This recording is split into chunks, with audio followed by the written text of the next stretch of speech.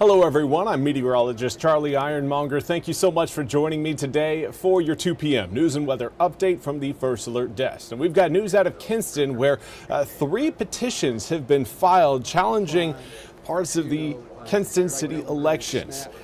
Now, one of those is an amended protest filed by Lenoir County GOP chair over the city council candidate Les Lipford's residency. Sean Keenan claims that Lipford either lives outside the city or that he falsified loan documents. Yesterday, the county elections board dismissed Keenan's initial protest, saying there was not enough information to move forward with a hearing. 2 new protests were filed this morning challenging the residency of Mayor-elect Kareem Moore. One says Moore registered to vote on November 1st, which was 4 days before the election and months after the filing period ended. Another claims there are questions about Moore's residency and provides photos of possible election law violations during early voting. Lenoir County will decide tomorrow morning whether to hold formal hearings on the protests. And now we want to turn our attention to the tensions that are building in South America between the U.S., Colombia, and Venezuela, where a massive military buildup with the USS Gerald Ford now docked in the Caribbean Sea, there to, what the Pentagon says, assist with a drug enforcement operation. NBC's Richard Engel has more from Bogota, Colombia. Tensions are definitely mounting in this part of the world as the United States is continuing its military buildup in the Caribbean and carrying out strikes against boats allegedly carrying drugs. In Venezuela, which clearly sees itself in the crosshairs here, state television is now showing images of volunteers receiving weapons from the authoritarian government of Nicolas Maduro, who says that Venezuela must be prepared to defend itself against, quote, American imperialism. And here in neighboring Colombia, the president, Gustavo Petro, has suspended intelligence sharing with the United States in opposition to the strikes against the boats in the Caribbean. And I asked him why he would possibly do that, since intelligence sharing has been for many years such a vital component in the war against drugs.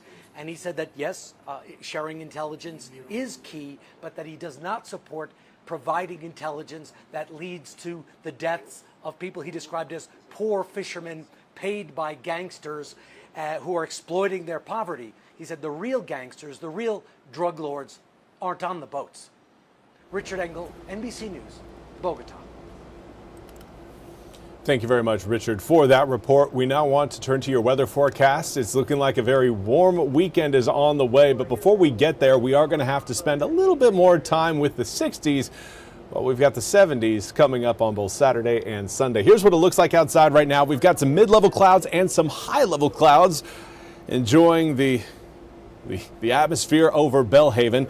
Right now, again, doesn't look like winds too breezy along the Pungo River. We've had a pretty breezy week thus far. Each day we've averaged about a 7 to 15 mile per hour sustained breeze across the east. Yesterday it was actually even higher than that. It was more 10 to 20 mile an hour sustained winds. Today we started out the day in the low to mid 40s. From there we've warmed up into the 60s. Some of us into the low 60s. Those of you watching closer to the Virginia line and closer to the Albemarle Sound, a little bit cooler than your neighbors down to the south around the Crystal Coast.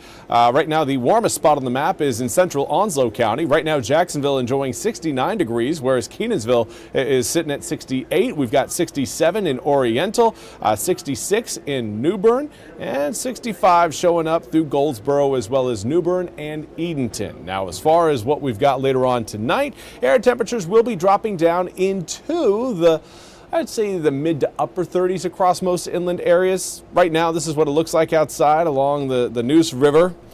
Beautiful day for a boating adventure. Hope that guy out there, guy or gal, is having a great time, and we've got more joy in the party.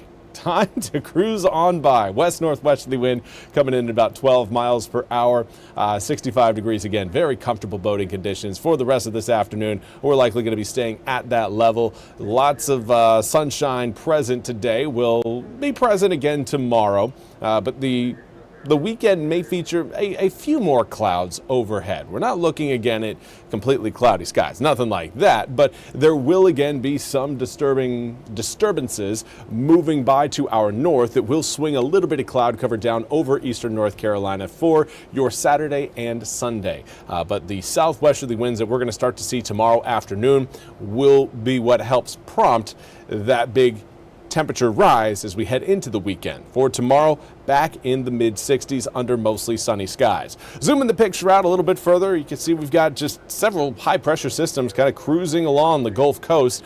Well, cruising may be a bit of a generous term. These are slow-moving systems. High-pressure systems usually are, but again, they are really impacting the weather across the southeastern United States, keeping the rain at bay and keeping us dry, at least until we get into next week, where we've got our sights set hopefully on a more widespread rainfall pattern than what we're currently seeing on the models. We need the rain, which is why I'm saying that right now. About 90% of eastern North Carolina is either abnormally dry or under a moderate drought. There are still some spots, again, that are not included in that drought, but we need the drops no matter where you are. So again, hopefully we can push some more rain out of the atmosphere coming up Monday night into Tuesday morning. For now, though, it's looking like a splash and dash type event. Not everybody's going to see raindrops, but a few of us will. 68 degrees on Wednesday, turns to 69 on Thursday. Then we're back to the low 70s by Friday, but that also brings with it another chance of rain. That is encouraging. Again, the more drops we can get, the better for eastern North Carolina. Well, that's all we have time for today's 2 p.m. news and weather update from the First Alert Desk. I want to thank you all so much for joining me.